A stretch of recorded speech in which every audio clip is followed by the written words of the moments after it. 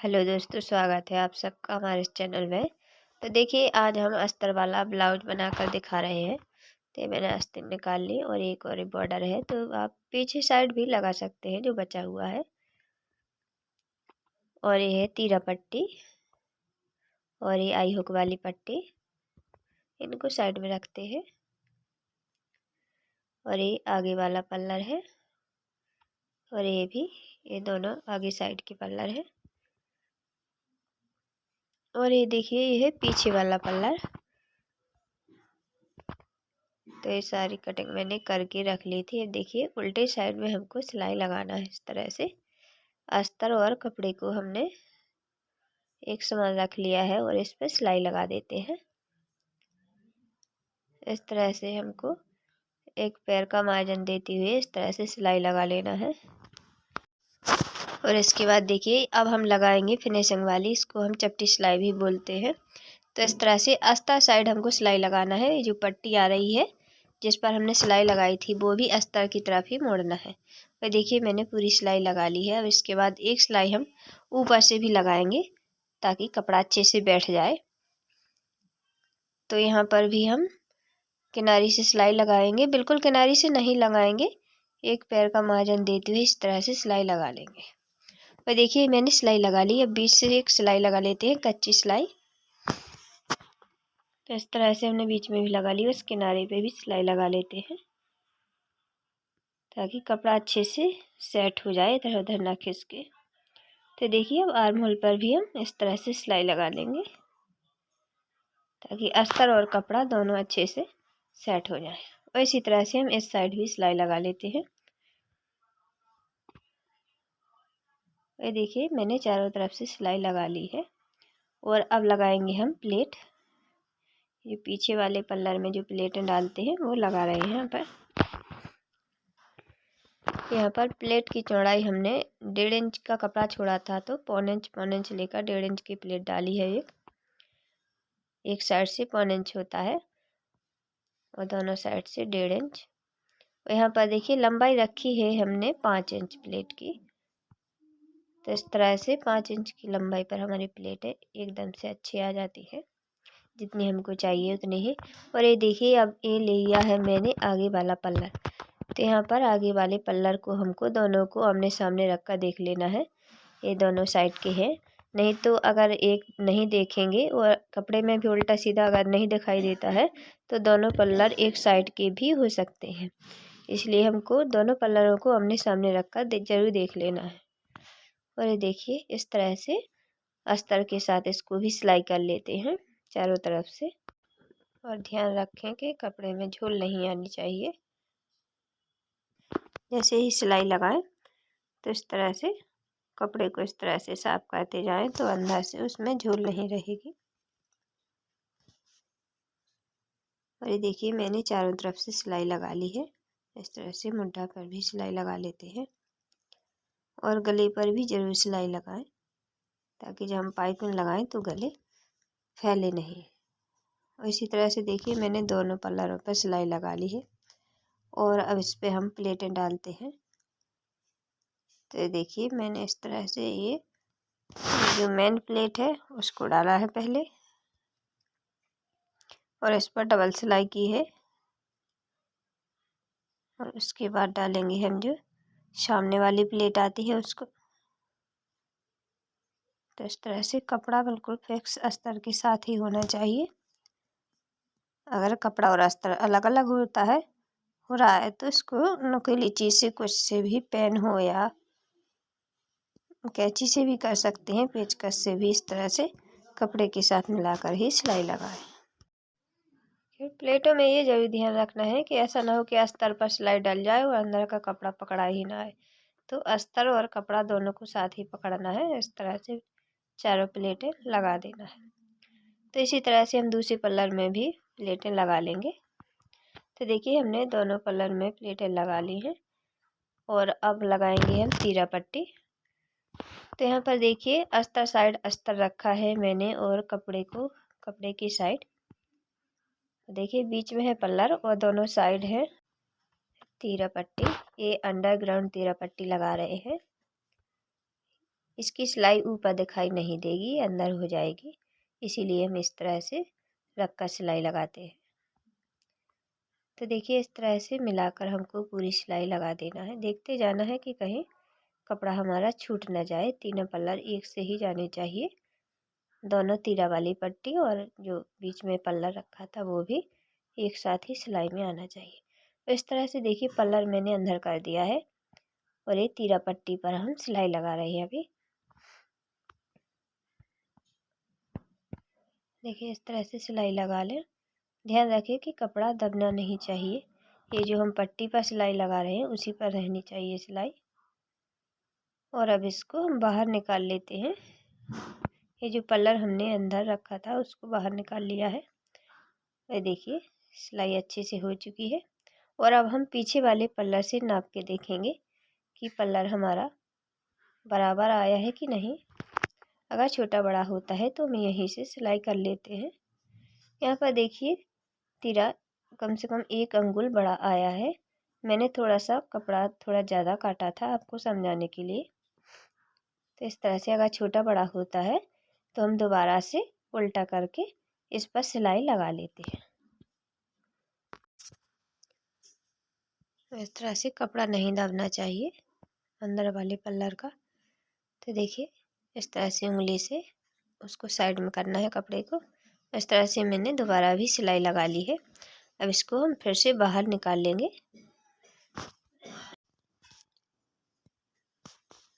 और हम फिर से इसको नाप कर देख लेते हैं कि ये बराबर आया है कि नहीं। तो देखिए पीछे वाले पल्ला से हमको जरूर नाप के देख लेना है। और अब की बार फिक्स आया है। तो इसी तरह से हम दूसरे वाले पल्लर को भी तैयार कर लेते हैं। इस तरह से देखिए तीरे को रखा है मैंने, कपड़े को रखा है कपड़ा की साइड और अस्तर को रखा है अस्तर की साइड। और इसी तरह से हमको मिलाती हुई सारी सिलाई लगा लेना है। ये देखिए मैंने दोनों पल्ला तैयार कर लिए हैं। ये है आई और हुक वाली पट्टी। तो हुक में खाली अस्तर वाली पट्टी लगेगी और आई में लगेगी अस्तर और कपड़े दोनों की पट्टी। तो यहाँ पर देखिए जिस साइड भी आपको हुक लगाना है हम यहाँ पर उल्टी साइड पर लगाएंगे आई पट्टी और सीधे साइड पर लगाएंगे हुक पट्टी। तो यहाँ पर पहले हम आई पट्टी लगा रहे हैं। इस तरह से प्लेट को हमको इस तरह नहीं मोड़ना, हल्का सा अंदर लेते हुए इस तरह से मोड़ना है ताकि प्लेट पर खिंचाव ना पड़े। इस तरह से हमको सिलाई लगा देना है। और यहाँ पर हम इसको मोड़कर इस तरह से करीब 1 इंच की पट्टी बनाएंगे। तो ये थोड़ी ज़्यादा आ रही थी तो हम इसको थोड़ा सा ज़्यादा मोड़ लेते हैं और यहाँ पर एक सिलाई लगा लेते हैं ताकि सिलाई लगने के बाद ये कपड़ा इधर उधर खिसके नहीं। तो देखिए मैंने सिलाई लगा ली। इस तरह से किनारी को भी इस तरह मोड़ देंगे। इस तरह से वीडियो को देखकर ही पट्टी मोड़े। देखिए मैंने ऊपर से सिलाई लगाई है और जो मुड़ा हुआ कपड़ा है वो है नीचे। इस तरह से हमको 1 इंच की पट्टी रखना है। ये जो आई पट्टी है इसको हमको 1 इंच की पट्टी बनाना है। इस तरह से इसकी मुंह को भी बंद कर देते हैं। और ये डबल सिलाई लगा रहे हैं थोड़ी सी दूरी से। तो ये देखने में भी अच्छी लगती है और सिलाई खिसकती नहीं है। जब आई पट्टी में आई लग जाती है तो यहाँ से पट्टी खिसकने का डर नहीं रहता। तो देखिए हल्की सी हमने गले की छटाई कर दी है। इसी तरह से हम हुक वाली पट्टी भी लगा लेते हैं। यहाँ पर देखिए हुक वाली पट्टी थोड़ी चौड़ी है तो मैं इसको छांट रही हूँ। यहाँ पर डबल करके हमने पट्टी लगानी है। इसको थोड़ा सा और छांट लेते हैं। इस हुक पट्टी को थोड़ा गले की साइड आगे निकालते हुए इस तरह से सिलाई लगा लें। और ये प्लेट को भी अच्छी तरह से दबा दें, नीचे वाली प्लेट जो है इस तरह से मिलाती हुई ही सिलाई लगाएं। ये ज़्यादा निकला हुआ था तो मैंने इसको छांट दिया है एक जैसा। और इस तरह से इस पर ये हम चपटी सिलाई लगा लेंगे। ये पट्टी जो है अस्तर की साइड रहेगी पट्टी तरफ। इस तरह से पट्टी पर ही हमको सिलाई लगा लेना है। यहाँ पर इस तरह से हम उल्टे साइड इसको मोड़ देंगे। पट्टी को इस तरह से अंदर मोड़ देंगे। इसको बाहर बिल्कुल भी नहीं निकालना है। ये हमने पट्टी जो लगाई है इसको पूरा अंदर ही उल्टे साइड ही मोड़ के रखना है और इसको भी नाप कर देख लेना है, आगे वाले पल्ला दोनों को।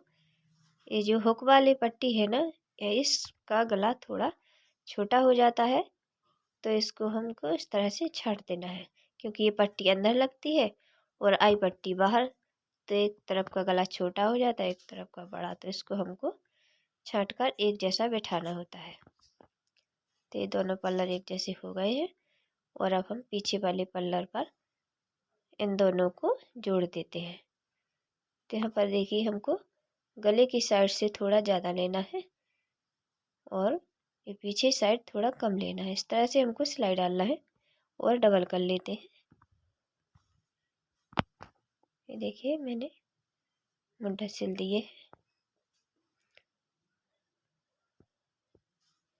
और अब हम ये गले की पट्टी लगा रहे हैं। तो ये हमने लिया है पाइपिंग वाला कपड़ा, तो इसको हमने ओरेब में पहले से ही काट कर रखा था।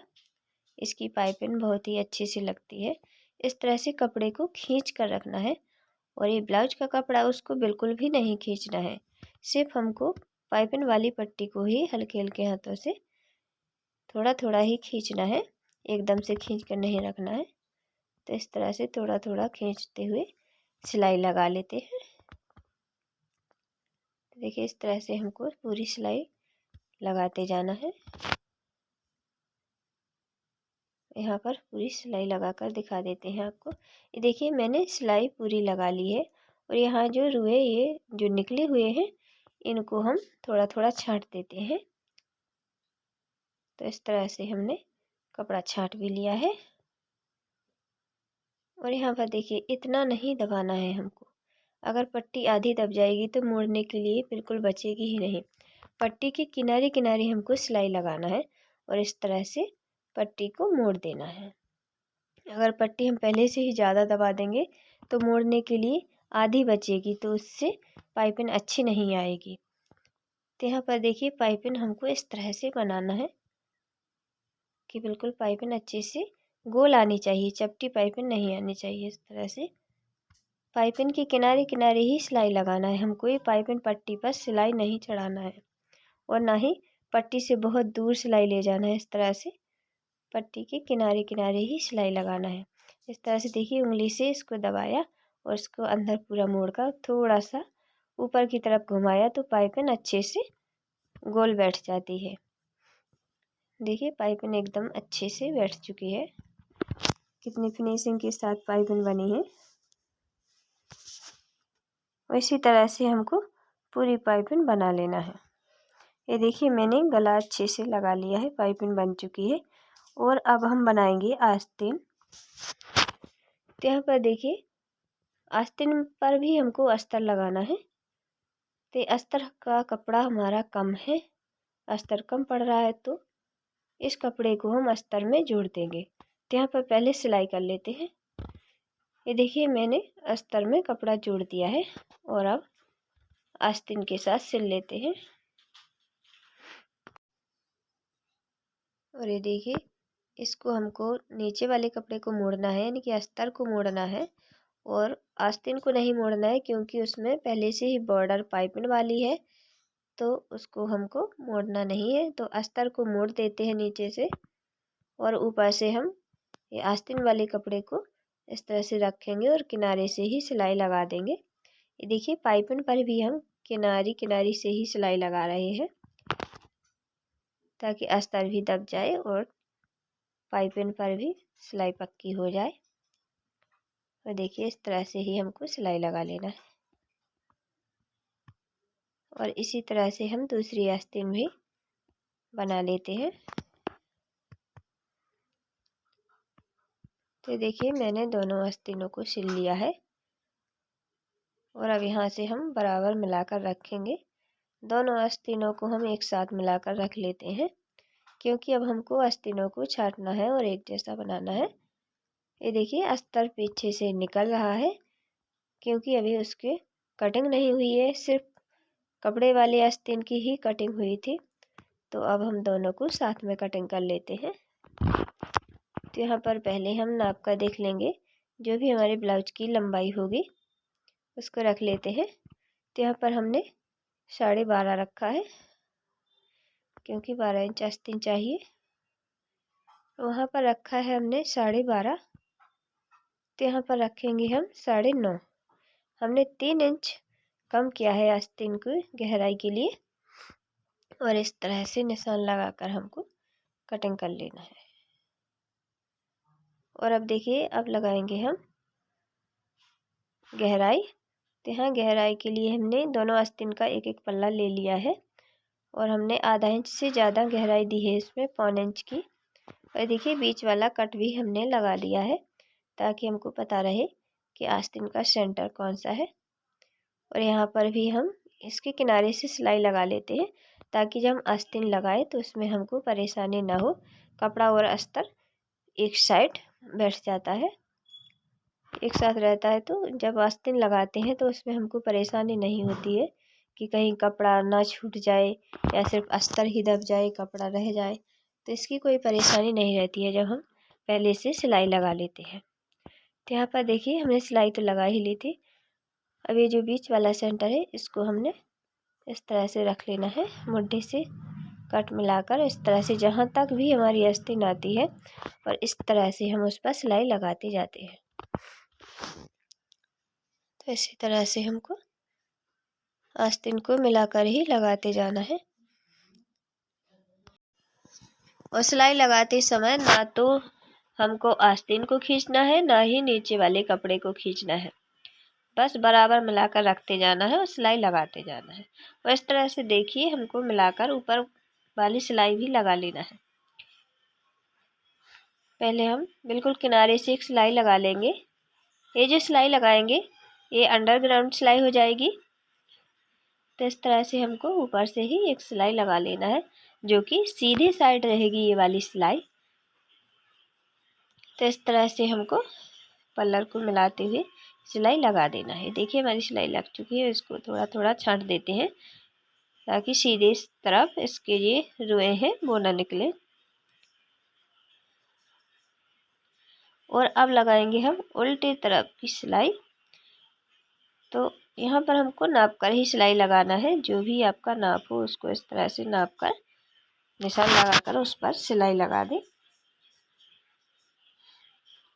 यहाँ पर देखिए हमारा अस्तर चौड़ाई में भी कम था, तो मैंने कपड़ा नहीं जोड़ा है, क्योंकि उतने सिलाई में दब जाना है, तो मैंने वहाँ पर कपड़ा नहीं जोड़ा।